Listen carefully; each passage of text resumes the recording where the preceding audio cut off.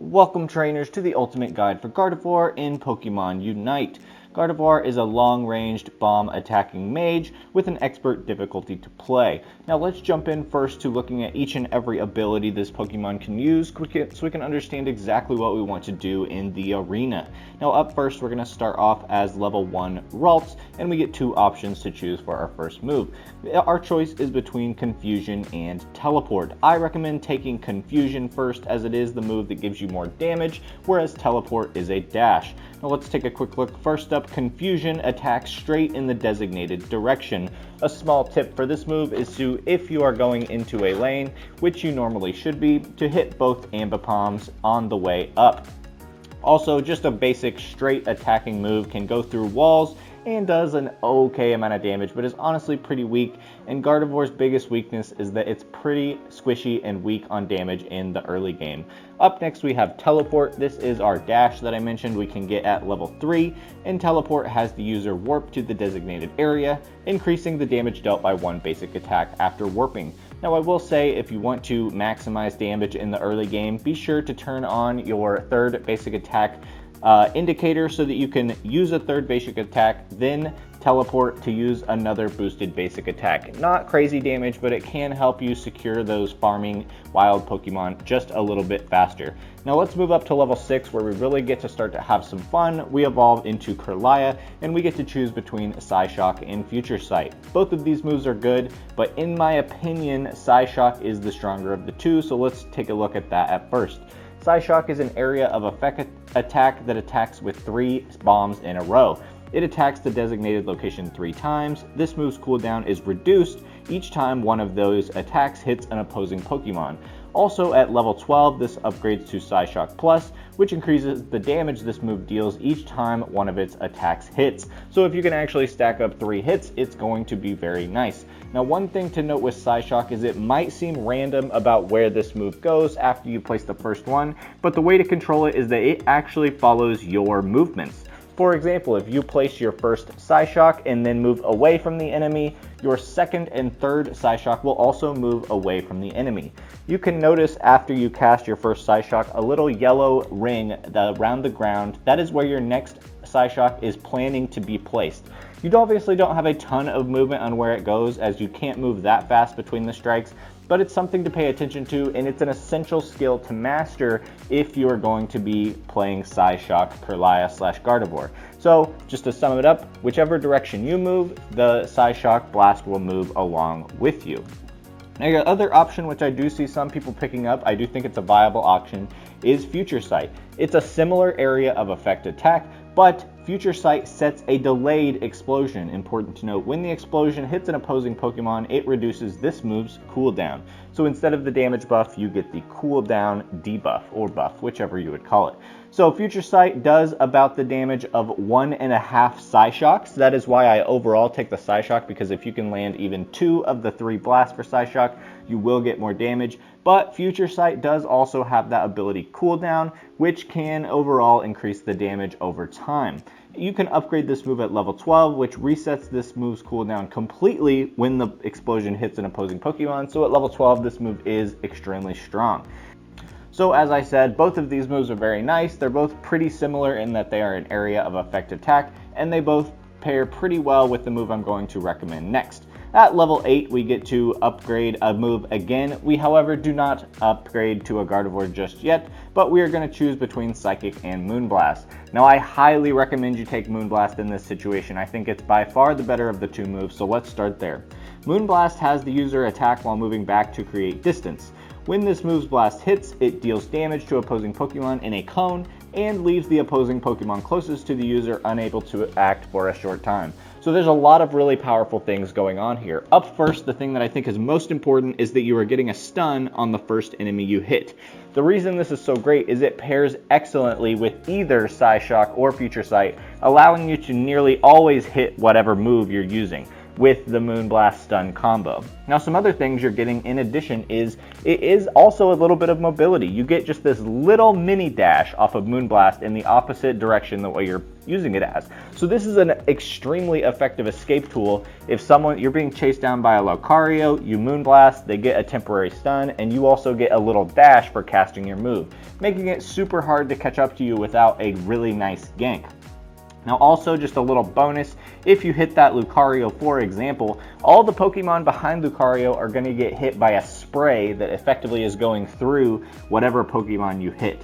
So Moonblast, also, in my opinion, the move you must take at level 8. I don't think it's really a debate. At level 14, you move up to Moonblast Plus, and this also grants you a shield when this move is used. So very powerful, extremely good mobility, extremely good crowd control, pairs nicely to rack up the damage with your other moves. It grants you a shield in the late game. Moonblast is absolutely fantastic.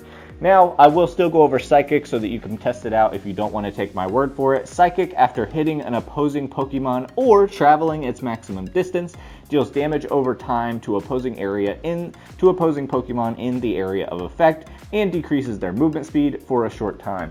So this is sort of a pool of energy that is going to deal damage over time and is also going to slow Pokemon when they go through it. It can feel pretty good if you can get up a Psychic that an opponent has to go through and then hit off a Future Sight or a Psyshock, but overall it just doesn't have the same utility or power of Moonblast in my opinion. Also at level 14, when you upgrade this reduces the move's cooldown. So maybe you could make an argument for a Psychic Future Shock, very low cooldown build, but in my opinion, it's just not good enough. Now let's take a look at level 10. Gardevoir is one of the Pokemon that gets its Unite move late at level 10 and also does not evolve until level 10. I will say, in my opinion, that's the biggest weakness of Gardevoir. You're pretty weak as Kirlia, at least until level 8 when you get your full build. But once you do become a level 10 Gardevoir, I think you have the highest damage output in the game. So let's take a look at your level 10 Unite move, Fairy Singularity. This warps space in the designated area, drawing in opposing Pokemon, shoves and deals damage to opposing Pokemon the instant the warped space disappears. So this is a brief black hole, basically. It kind of sucks enemies in slowly, effectively making them unable to move for about a second or two, and then it has a sort of explosion at the end, which is okay on damage, but the big reason you're using this move is for the control of the battlefield, especially in a team fight, being able to stop enemies in their tracks and soak them in. And if you can also pair this with a really nice Psyshock or Moonblast, you can really lock down the enemies and deal tons of damage. Be looking to use this Unite move specifically, as I said, in team fights, or when you first get it, you could even pop it off on a 2-on-1 and go for a couple double kills.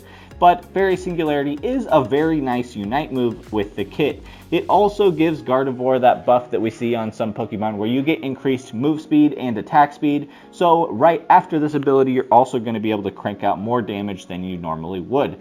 So Fairy Singularity is the Black Hole Unite move, and it is very, very powerful in my opinion. Now, in just a moment, we're going to take a look at some items that we're going to put on Gardevoir. But before we do that, I need to ask for your help. I'd really like to make this channel more sustainable so I can keep teaching people how to play this awesome game and help people learn about every aspect of it. If you want to help me out to do that, there are two ways. The free-to-play way is to simply like or share this video so more people can watch it. The second way to do it is if you are willing to give some money to the channel, hit that join button below to check out what members get on this channel. We've got some awesome perks such as playing with me. Now, without any further ado, let's move on to the items that we're going to be using. This item build is based off 2 of the top 3 players in the world that play Gardevoir, so I feel pretty confident that is a very strong build. Up first, we're going to take Wise Glasses. Gardevoir is a Pokemon that likes to do a lot of damage, and particularly in the early game, you need help with a damage buff, so taking Wise Glasses to increase our special attack just makes perfect sense. Up second, we're going to take the Shell Bell, a very nice item for a Pokemon that wants to stay in lane like Gardevoir. It's going to increase our special ability. It's also going to lower our move cooldown, which is very nice as such an ability-based champion like Gardevoir, and getting that hill can just be absolutely awesome in the game. And lastly, we're going to take the Focus Band. The sustainability the Focus Band gives us is absolutely incredible. As I said, being a weaker Pokemon, having a little more sustain in lane, and it also doesn't hurt us to just raise that defense and special defense a little bit. Lastly, for our held item, the eject button is just too good. You could play around with other things, but at the end of the day, it's the best item in the game right now. And Gardevoir, while he does have Moonblast, does not necessarily have a true dash in the late game, and so eject button is just so nice. Now let's also take a look at just a couple of tips and tricks for playing Gardevoir that will help you in your next game. Up first, Ralts does not learn any new moves until level 6 when you evolve into Kirlia. This is a pretty late game scaling buff compared to most other Pokemon, so you need to play really cautiously until specifically level 6 when engaging enemy Pokemon, as they are going to outscale you really quickly. So you could fall behind faster and farther if you do not play well as a Ralts while you're waiting to get to level 6. Also, Gardevoir has a low base HP with not a lot of movement speed, so taking an item like the Shell Bell, or if you're not going to take the Shell Bell, maybe playing around with a potion, which I think would be a mistake, it can keep you in the lane longer, which could be even better. Also, up next, Gardevoir's moves have probably the best range in the entire game, so you want to be using them on enemies from a far point away so you cannot be advanced on, and you can really keep enemies at bay whenever you need to. That also reminds me that you should take a look at your camera settings and play around with what is easiest. It may be best to have your camera follow your moves so that you can really see where the enemies are at when you're attacking them. Also, Psyshock and Future Sight, which are your major damage dealing moves, both have cooldown reduction when they land hits, so you need to be consistently landing those, and whichever you choose, be sure to master dealing damage to at least one enemy with those foes. Also, lastly, let's take a look at Gardevoir's Unite move. While it is ultra powerful like we talked about, there is a brief moment of vulnerability at the beginning when you're casting it, so just be aware that you need that short window of opportunity in order to use Gardevoir's Unite move. Now, I hope this guide has been helpful and that if you take Gardevoir into the arena, your next battle will be your best one yet. Take care, my friends, and have a great day.